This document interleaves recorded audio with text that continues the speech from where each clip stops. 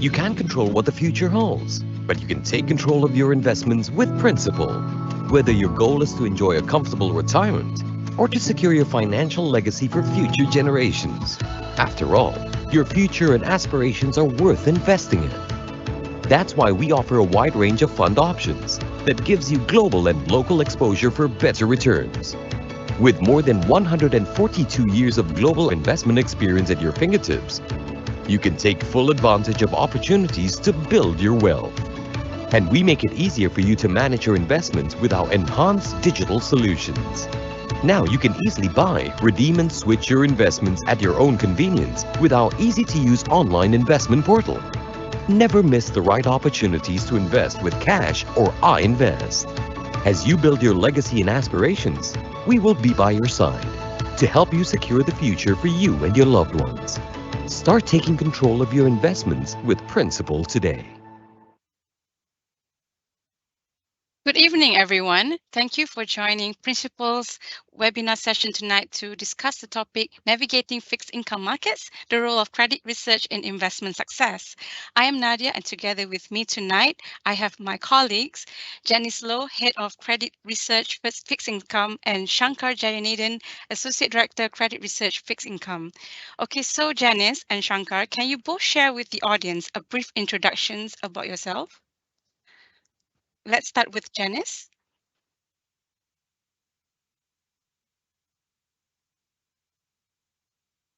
Janice, I think you're on mute. Sorry.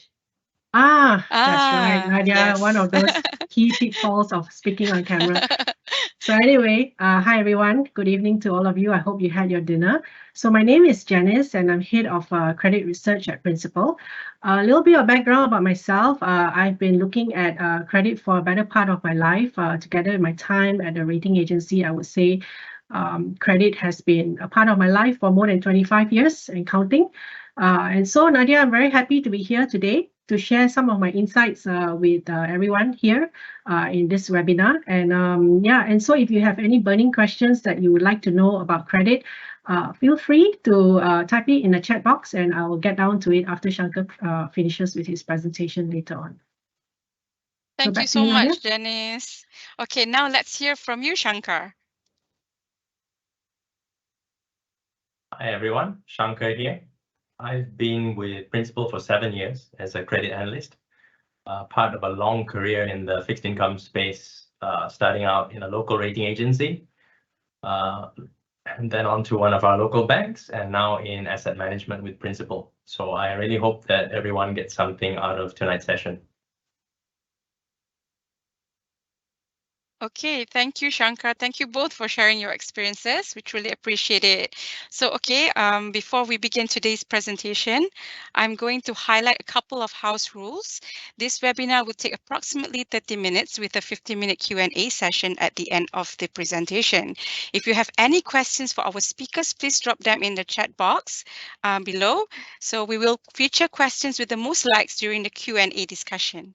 So now, without further ado, I'd like to invite Shankar to begin the presentation. Over to you, Shankar. Okay, thank you, Nadia. So looking at today's topic, my interpretation of this topic made me think that this would be an opportunity for us to justify our existence, to tell you why we have credit research analysts like me. After all, most bonds are already rated, right? But first things first. To begin, I would like to set the scene and share that Malaysia's bond and sukuk market has nearly 2 trillion in outstanding value, of which just over half of that is issued by the government. So because of that, that portion is deemed to be risk-free, nothing to see there. As for the other half, well, 86% of that is rated and the balance of 14% is not. So most ratings are concentrated tightly at the very top end of the rating scale, which I'll put on the screen later on. So somebody really needs to tell these bonds apart. They can't really all be rated AAA and AA, can they? As for the unrated portion, that still amounts to a sizable 125 billion. And with no ratings, that's when you really need a credit team.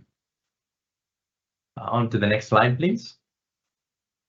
So here is a brief overview of what's in store for this evening. And over to the next slide, please. So first, a look at our credit process. So for bonds issued outside of Malaysia, country risk can be a key consideration. I remember once looking at this attractive bond. A problem was, it was the only bond issued out of a country deemed to be a frontier market. So not yet a developed country, not even a developing country. So that lack of a payment track record and the risk of that company at some point maybe not being able to buy US dollars to pay us back in the event the government of the country implemented capital controls was just not one we were willing to take.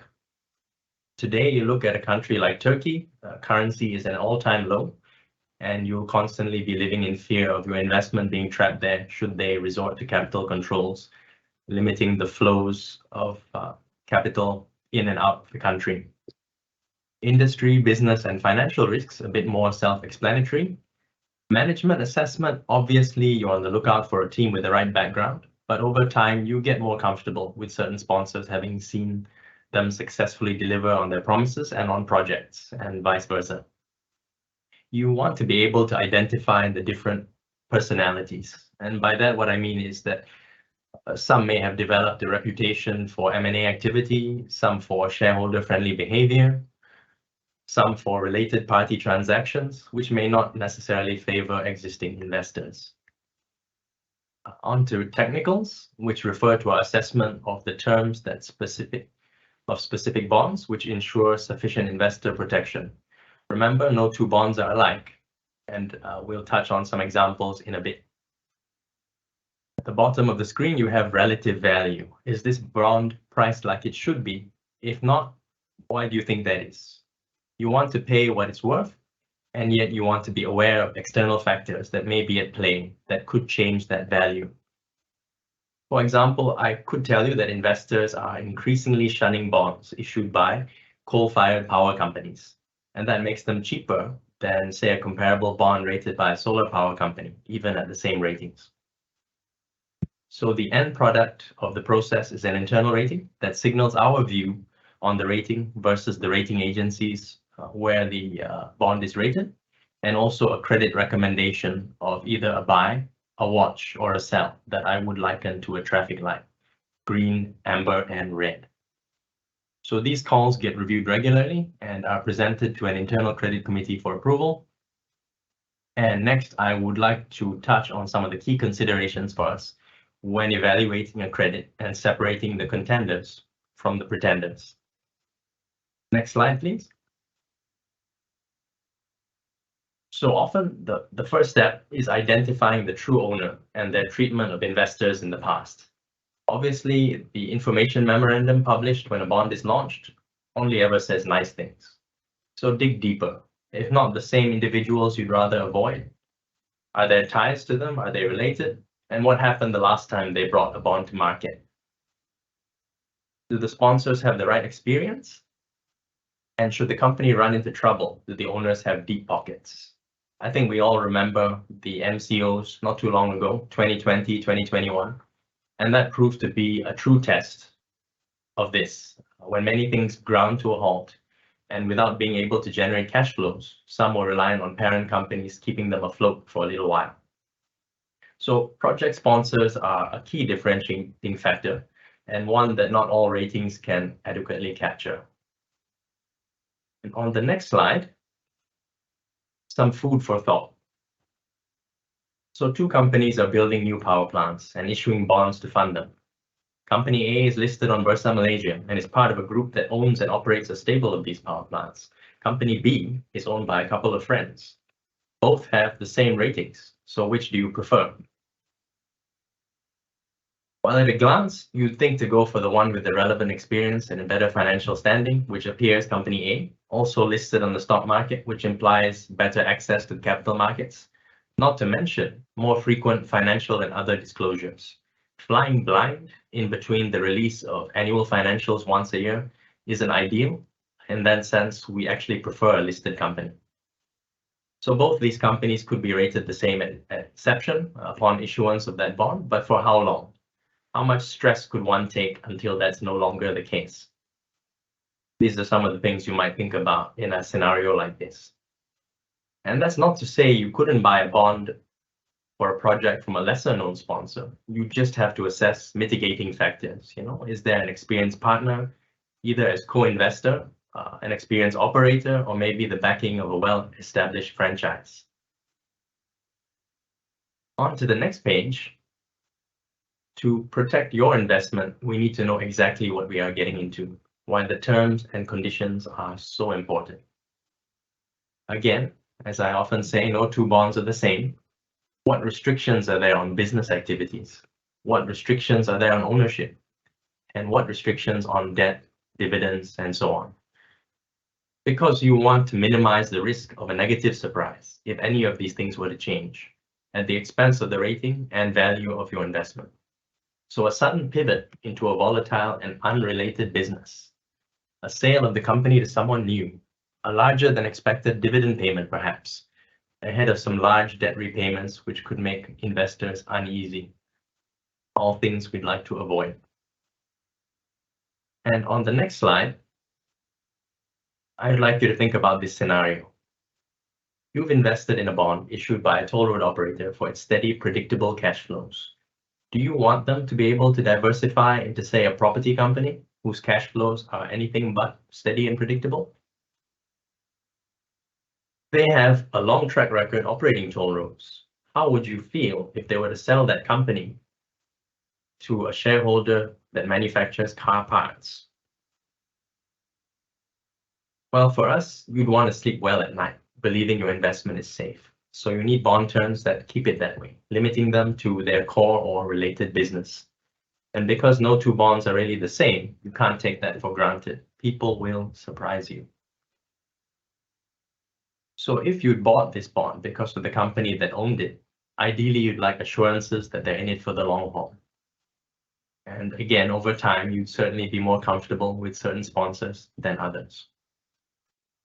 On to the next slide, where we discuss the industry in question, sunset or sunrise. A sunset industry is defined as one that's past its peak or boom period, whereas a sunrise industry is relatively new, growing fast, and could become important in the future. Does somebody dominate this industry? Do a few companies, or is it a free market? Are you investing in an established player or the upstart? Better be sure he can make it. So over time, we've seen companies like Kodak, Nokia, BlackBerry, Blockbuster Video go the way of the dinosaur. And you certainly wouldn't want to have been invested in one of those at the end. On the next slide, I'd like to ask you this. So you notice that your favorite newspaper has been getting thinner by the year and now costs nearly 50% more. These are not good signs. Would you buy a 10-year bond issued by this company? Who has that kind of visibility in a sunset industry like print media? Many consume the news digitally now, after all. So who knows where this company would be come 2033? On the next page, we need to establish what makes the company so special, and had better be something, whether it's a strong brand, high barriers to entry for new entrants, or do they just have something that nobody else does? A monopoly? And will it be allowed to stay that way? So I can think of this one company, and to this day, I still wonder what that secret sauce is.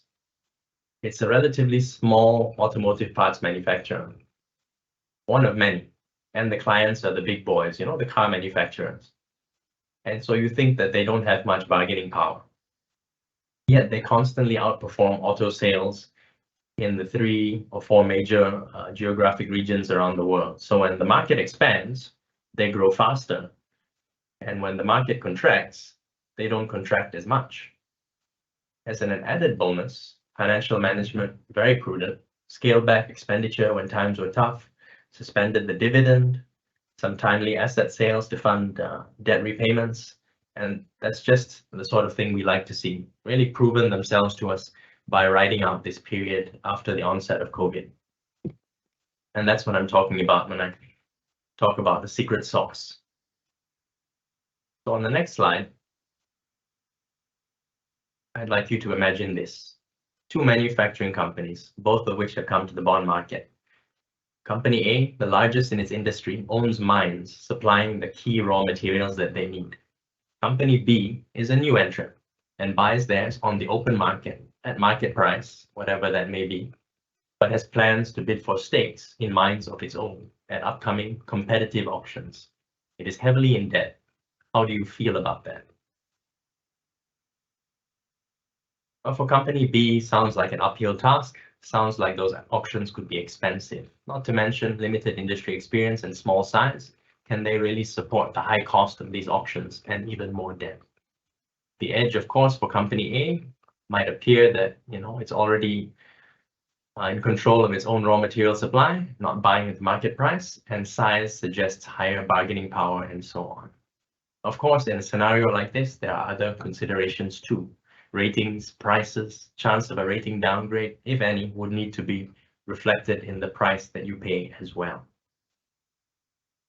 Next, obviously, assessing the chances of us being repaid on time and in full is of paramount importance. Do we believe in the expected cash flows from new and the existing business? Do we have sufficient visibility for the tenure of the bond? The next 5 years could look fine, but do you want to buy a 10-year bond that they're selling? Maybe not. And is that debt being used for something constructive, for a cash-generating asset, or to fund shareholder dividends upfront, let's say, while we wait hopefully to be repaid a few years down the line? And what plans for the surplus cash flow, which is the cash flow left over after covering OPEX, CAPEX, and financial obligations? Will they balance the interests of shareholders and bondholders? Shareholders want their dividends. Bondholders, we want our coupon on time and our principal back on time as well. Has the company demonstrated an ability to tap capital markets for funding, important when large debt maturities come around? Do they have that confidence of the market? And does a credit rating tell you all that? One last time, on the next slide, some food for thought. Construction company has not won any major new contracts recently, and its contract pipeline has been declining for some time. It's heavily indebted, and efforts to reduce debt continue to be met with delays. Is this a bond you would consider buying? Now, construction companies get paid as they construct things, so construction jobs are key. You got to keep winning new jobs. If not, then the well starts running dry. So it doesn't look so attractive when you can't tell where that cash flow is going to come from, even more so when they already owe a lot of money as it is. So it sounds like the rating, maybe even the company's survival, could be at risk here. So perhaps come back later when they win some jobs and pay down some debt. That's what we would do. And most construction companies are highly rated, the rated ones anyway, rated at AA2, AA3, near the very top of the rating scale. And does this sound like a company that belongs in this group? By definition, you'd expect companies rated AA2 or AA3 to have a high degree of safety when it comes to settling their financial obligations on time. On to the last page. And one more over, please. So as promised, here's a broad rating scale on the left of your screen. And you can see most of those ratings are concentrated right at the top of it, which may appear a little unrealistic. The bottom line is that credit needs to try and see what others may not. A bond is either upgraded or increases in value when others jump on the bandwagon. Of course, get it wrong and fall behind our peers. So it's this difference of opinion that also drives bond prices. For example, a AAA rated bond that is not priced like one, whereas others might be. And you'd be surprised at the distribution of prices of bonds at a particular rating, not necessarily where you would think. So broadly, you want to be in ahead of any potential price appreciation and out ahead of any price depreciation or worse. As they say, buy low, sell high. But for a credit that could be trouble, you'd want to avoid that altogether. Bonds are not nearly as liquid as equities, remember. So where a single equity counter could see a few 100,000 trades a day, many bonds don't get traded every day, They don't get traded every week or even every month. So you don't want to be stuck with something for which there is no market. And that's either because the amount is too small or the company has a bad reputation. So you want to try and get a sense of what liquidity could be like based on these factors: market talk, past attempts to come to market, things like that. So now you know what Intel Credit Research provides, telling bonds apart so that the person pressing the button and buying the bond doesn't have to. So that's all from me. With me, I have my lovely boss, and we are happy to take some questions. Thank you, Shankar, for sharing with us an insightful outlook on fixed income. So while we wait for more questions to come in, I'd like to share with you all like two ongoing offers that we have right now. The first offer is if you refer our online investment portal to your family and friends, you can potentially receive rewards of up to 120 ringgit per successful referral. And then the second offer is if you are not an existing investor of principal, all you need to do is make your first investment via our online investment portal using cash or EPF savings to get up to 50 ringgit Touch and Go e-wallet credit. Use offer code WELCOME2023 at checkout to be rewarded. Both of these offers end on 31st December 2023. Terms and conditions apply. For more info, please refer to the link in the chat box. Okay, so I have a few questions for Janice. Okay, the first question would be, does Principal look at unrated bonds? If yes, how is the process like? Sure, thanks for the question, Nadia. So anyway, before I start on whether we look at unrated bonds, I wanted to add a few comments to what Shankar had to say in his slides. And I think the overriding point that I wanted to impart on everyone here today is that credit investors are a little bit different from equity investors. So equity investors would focus a lot more on upside potential and stuff like that.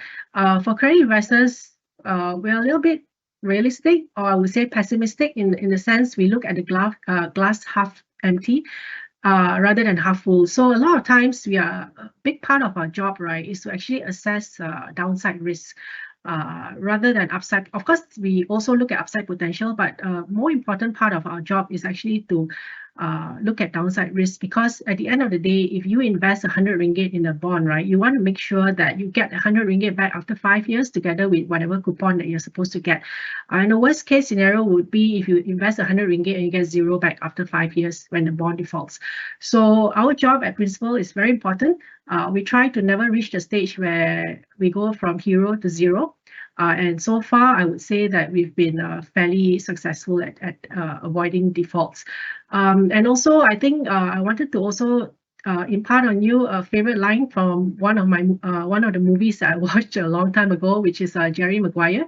And for those who are old enough to remember that show, right, I think one of the iconic lines is Tom Cruise actually comes out and says, "Show me the money." And I think that essentially sums up what we are as fixed income investors. It is all about cash. It's all about money. It's not about profits. It's not about profit margins, but it's essentially all about cash flow.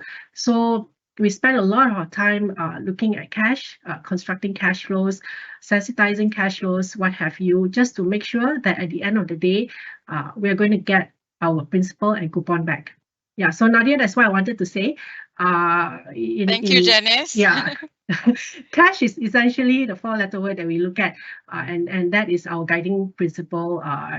For when we look at any bond in the market. So back to your question, you wanted to know whether we look at unrated bonds, and yes, we do look at unrated bonds. In fact, we do have a couple of unrated bonds in our portfolio. We have been looking at unrated bonds for many years now, and so far most of them have actually done well. Okay, so what is the difference, if you might ask me about, how do we look at unrated bonds versus rated bonds? There's really no difference to our approach. So Shankar may be looking at unrated bond versus a rated bond, right? Essentially, he will go through the entire same process that he just talked about. earlier on. There's only one key difference in the sense that before we even attempt to look at an unrated bond, we would need to have access to information for the simple reason that if it is rated, we always have the rating agency's rationale to look at where we can get business and financial information right on the company. But if it's unrated, then we are left on our own devices to actually be able to get information and look through it and come make a conclusion as to whether this bond is investable or not. So for that simple reason, we only have one criteria, which is that if we were to look at an unrated bond, it has to be a listed company. Simple reason being that listed companies are required to disclose their financials every quarter, and a lot of them actually have IR teams that we can actually contact to get information, especially on their business and if there's any industry developments. So once those are the two basic criteria that we have. So once we have access to information and access to the management, it's no problem for us to actually look at unrated bonds. Okay, Janice, thank you for the answer. For the second question, what do you think of offshore bonds? Do you think they are creditworthy? The short answer will be yes, but of course it really depends. Principal is a global fund house, right? So we do look at offshore bonds regularly as part and parcel of our work.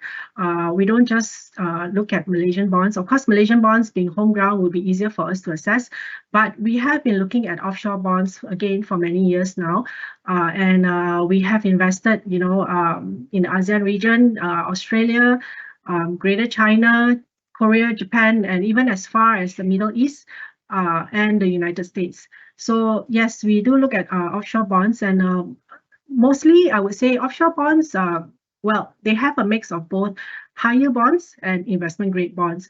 And our job is to actually make sure that whatever bond that we invest in is credit worthy and will ultimately pay back the money, as what we've said earlier, show me the money in 5 years' time or 10 years' time. Okay, let's move on to the third question. Do you invest in infrastructure bonds? The credit track record for some of these bonds have not been so good. How do you avoid defaults? Okay, that's an interesting question because, yes, it's true that there have been some defaults in this space, especially some of the toll road bonds recently. But by and large, I would say that infrastructure bonds fit the criteria for fixed income investors simply by virtue of the fact that they have steady recurring cash flows. And as a fixed income investor, that's exactly what we are looking for. So when we look at infrastructure bonds, we make a very important distinction as to whether they are greenfield or brownfield projects. So greenfield projects would be those that are still in the gestation stage, under construction, and hasn't actually taken off the ground, and you probably need about 3 or 4 years to complete the project, like for example a toll road or an IPP. So for those greenfield projects, we are a little bit more cautious, obviously, because if construction for some reason doesn't it fails to complete on time, or there are massive cost overruns and delays, right, then the repayment ability of that particular issue will also come under question. So by and large, as a fund house, we prefer to actually invest into brownfield infrastructure projects, especially those that have a long operating track record, whether it's a toll road or an IPP. As long as it is brownfield, is shown a very good operating track record, those are the more likely candidates that we would invest in. Nadia? Okay. We actually received 2 questions from the audience, and the first question is actually, what differentiates Principal's credit research from other companies? I like that question because I like to. The thing is that people always ask me that question whenever I meet with clients or I meet with issuers, right? They always ask me, your process looks the same as everybody else's process, right? So what makes you different? And I guess that is the secret sauce that Shankar has been talking about. It's not something that I can easily say that we do differently from other fund houses. In fact, if I may say so, everybody looks at the same fundamental factors and the same relative valuation, right? But at the end of the day, it is, I would say it is experience, it's track record, and it is how deeply we want to delve into the credit that sets us apart from our competitors. So, for instance, right, we spend a lot of time reading term sheets, info memos, trust deeds. These are bedtime reading for most people, right? And it is very dry, but it is very important for us to actually know what we are buying. So we have actually rejected bonds where when we looked into the trust deed, we've looked deeper into the info memo, and we find that investor protection is a lot less than what the credit rating implies. So it could be a AA, for example, but when we look deeply into the terms of the bond, we find that we're not really as protected as what the rating implies, and therefore that raises the question of what if there is cash flow leakage? What if the shareholders, for some reason, take the money out before it reaches bondholders? Things like this, or what if there's fraud? Can all this be mitigated? So these are things that we actually think about, debate for a very long time before we actually buy any bond. So I would say that track record and experience helps a lot in differentiating ourselves when we actually decide ultimately which bond that we want to invest in. Okay, very insightful explanation. Thank you, Janice. Okay, the second question from the floor is, do you use technology to improve your credit workflow? If yes, how do you do it? That's actually a very sad question for me to answer, because I was just telling some people, right, that ultimately I might be replaced by ChatGPT, and who knows, that day might just come in the next few days. No, not the next few days, but in the next few years, right? Technology has been a very big part of our lives for a long time, but we still, at the end of the day, we use technology in a sense that it helps to, for example, churn numbers. We don't have to manually key in spreadsheets anymore and stuff like that. So we look at technology as an enabler for us to actually access, say, ratios much faster. And also, for example, like when we are developing our ESG scorecard, right? We actually do leverage on technology and also like Bloomberg sources and stuff like that to actually draw the raw data, which then enables us to churn it into a particular rating or a particular score. So it helps us, is an enabler, but at the end of the day, I firmly believe that maybe I shouldn't be replaced by ChatGPT so fast, right? So we still need humans to actually dissect through the information that we get using technology, and ultimately the final decision making still has to be made by an analyst. So I hope that answers your question, Nadia, because I would say technology is an enabler, but it's not the final end product that we use. Okay, so the next question from the floor is, property township development bonds safe? It depends, I would say. So township development, generally only the big developers do it, and the big developers actually have deep pockets, stronger balance sheets, and also they have a longer pipeline, right? So if you were to ask me if I were to be evaluating a property company and it is a big property developer, I would say it's pretty safe. But if it is a smallish developer without much of a track record, and they are attempting to actually develop a big township, I probably would stay clear. A few reasons. One is that I doubt that they will have the balance sheet to actually take on so much debt, because, as you know, township development is huge, right? You have to put in the infra before you can start building houses and selling them. So to put in the infra, you need to borrow. So it's kind of like a vicious cycle, right? So if your balance sheet is small to start off with, and you don't have much financial flexibility, you're going to be very highly leveraged. And also, if you're small and you don't have much of a track record in selling houses, again, that's another risk factor. So as Shankar says, right, when we look at all this, we really delve very deeply into who the sponsor is, what kind of track record they have, what kind of competitive position that they have. So yeah, to answer that question, it really depends. I would buy a big township developer, but I would stay clear of the smaller ones.